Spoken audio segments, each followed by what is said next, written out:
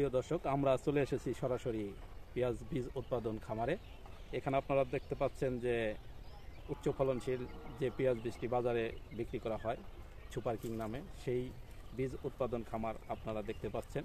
এখানে অত্যন্ত দক্ষ কৃষক দ্বারা আধুনিক প্রযুক্তির মাধ্যমে এই বীজগুলো উৎপাদন করা হচ্ছে। আপনারা প্রত্যেকটা গাছে লক্ষ্য করলে দেখতে পাবেন যে প্রত্যেকটা গাছে পেঁয়াজের যে কদম চলে এসেছে এবং যথেষ্ট পরিপক্ক হয়েছে।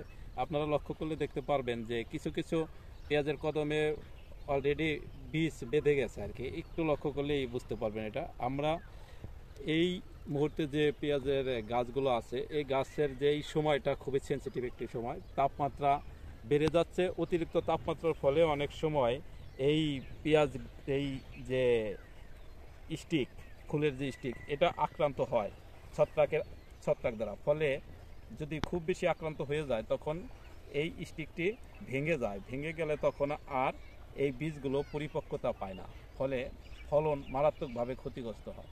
সেজন্য আমাদের ছত্রাকনাশক স্প্রে করতে হবে নিয়মিত। এখানে কয়েকটা ছত্রাকনাশক মিলিয়ে স্প্রে করতে হয়, রোবরাল, রিডোমিল গোল্ড, দুইটা যদি মিশিয়ে এই বীজ উৎপাদনের ক্ষেত্রে 10 থেকে 15 দিন পর পর স্প্রে করা যায় 5 থেকে 6 বার, তাহলে এই যে ছত্রাকজনিত রোগের যে বড় ধরনের ফলনে ব্যাপক ঘাটতি হয়, এই ক্ষতিটা পুষিয়ে ওঠানো সম্ভব হয়। আরেকটি কথা লক্ষ্য করতে পারেন যে ফার্মাররা এখন সেই আগের পদ্ধতিতে চাষাবাদ করে না। সরকার ফার্মারদেরকে প্রশিক্ষণের মাধ্যমে এখন আধুনিক চাষাবাদ পদ্ধতিটা সরবরাহ করেছে।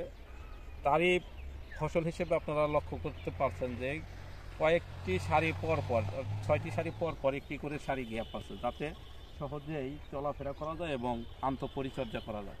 আরেকটি বিষয় হচ্ছে, এখন যে স্টেজটায়, এখন তো মৌমাছির পরিমাণ খুবই কম, ফলে পরাগায়নে ব্যাপক ক্ষতিগ্রস্ত হয়। সেজন্য ফার্মাররা এতটাই দক্ষ হয়েছে যে তারা হাত পরাগায়ন করছে, প্রত্যেকটা জমিতে হাত পরাগায়ন করছে। এই হাত পরাগায়নের ফলে বীজের পরিপক্কতা দ্রুত চলে আসছে।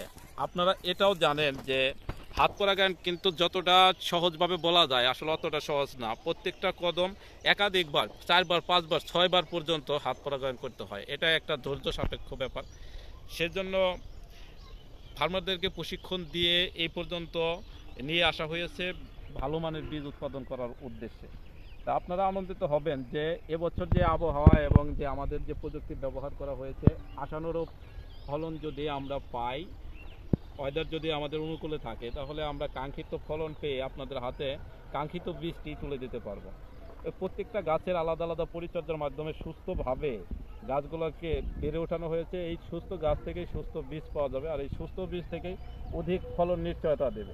প্রত্যেকটা বীজ যদি পরিপক্ক হয়, পরাগায়ন ভালো হচ্ছে হাত পরাগায়নের মাধ্যমে, ফলে এই বীজগুলো জার্মিনেশন ভালো হবে এবং ফলনেও ভালো হবে। আপনারা এটাও লক্ষ্য করতে পারেন যে মাঠকে মাঠ এখানে পেঁয়াজের বীজ হচ্ছে, কিন্তু এখানে কিন্তু মিক্সার কোনো জাত করা হচ্ছে না। এক একটা জাত থেকে আর একটা জাতের নির্দিষ্ট দূরত্ব বন্টন করে চাষাবাদ করা হচ্ছে। এখানে যে নির্দিষ্ট এরিয়া দেখছেন, এখানে কিন্তু একটা ভ্যারাইটি সুপার কিং, যেটা উচ্চ ফলনশীল, সেই পেঁয়াজ বীজটাই এখানে করা হচ্ছে। আর আপনারাও অধিক দূরে লক্ষ্য করলে দেখতে পারবেন যে ওখানে আবার বেশ কিছু ডিস্টেন্স আছে, তারপর আবার আরেকটি ভ্যারাইটি বীজ উৎপাদন করা হচ্ছে। আমরা এইভাবে অত্যন্ত এই সতর্কতার সাথে যাতে ভালো মানের বীজ ফার্মারদের হাতে তুলে দিতে পারি, সেই প্রচেষ্টা রেখেই আমরা এগিয়ে যাচ্ছি। আমরা বিগত বছরগুলোতেও আমাদের যে পরিশ্রমের সফলতা আমরা পেয়েছি, কৃষকরা অত্যন্ত আনন্দিত, অত্যন্ত ভালো মানের ফলন পেয়েছে। সেজন্য তাদের আস্থাও আমাদের প্রতি অত্যন্ত বেশি। সেজন্য আমরা তাদের কথাগুলো মাথায় রেখেই প্রত্যেকটা পেঁয়াজের পরিচর্যা করে অত্যন্ত ভালো মানের বীজ কৃষকদের হাতে তুলে দেওয়ার উদ্দেশ্যে আমরা কাজ করে যাচ্ছি। এখানে অভিজ্ঞ ফার্মার দ্বারা এই বীজের পরিচর্যা করা হচ্ছে। সেই সাথে বিভিন্ন ধরনের সহায়তা সরকারের কাছ থেকে, বিভিন্ন হেল্প আমরা পাচ্ছি। কৃষি সম্প্রসারণ অধিদপ্তরের মাধ্যমে ফার্মারদেরকে প্রশিক্ষণ দিয়ে এই বীজ উৎপাদন করা হচ্ছে।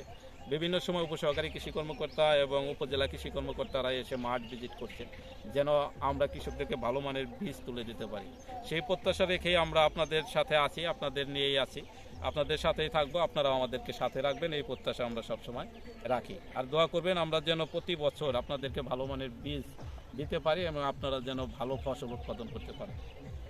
তো আমরা পর্যায়ক্রমে যে অবস্থায় আছি, যদি আমাদের আবহাওয়াটা যদি এইরকম থাকে, যদি ভালোভাবে আমরা শেষ করতে পারি আমরাও কাঙ্ক্ষিত ফলন পাবো এবং অত্যন্ত ভালো মানের বীজ আপনাদের হাতে তুলে দিতে পারবো, এই আশা আমরা সবসময় রাখতে পারছি।